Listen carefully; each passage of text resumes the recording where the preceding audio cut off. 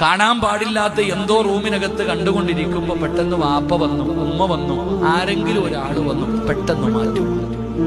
പെട്ടെന്ന് കണ്ടുകൊണ്ടിരിക്കുന്നത് മാറ്റും. എന്തുകൊണ്ട് ഞാൻ ചിന്തിക്കുന്നത്, നമ്മൾ ചിന്തിക്കേണ്ട ഒരു കാര്യം, നിന്റെ വീടിന്റെ റൂമിനകത്തേക്ക് അല്ലെങ്കിൽ നിന്റെ വീട്ടിലേക്ക് ഒരാൾ കയറി വന്നപ്പോ നീ കണ്ടുകൊണ്ടിരുന്ന ഒരു തെറ്റു പേടിച്ച് നീ മാറ്റി. എടാ ചങ്ങാതി, ആ വന്ന മനുഷ്യന് നിനക്ക് ഭയമുണ്ട്. ആ മനുഷ്യന് കൊടുത്ത വില പോലും അല്ലാഹ്ക്ക് നീ കൊടുത്തില്ലല്ലോ. ഞാൻ റൂമിനകത്തിരുന്ന് കാണുമ്പോ അല്ല കാണുന്നുണ്ടല്ലോ, നിനക്ക് അവനെ പേടിയുണ്ട്, അല്ലാഹ്നെ പേടിയില്ല.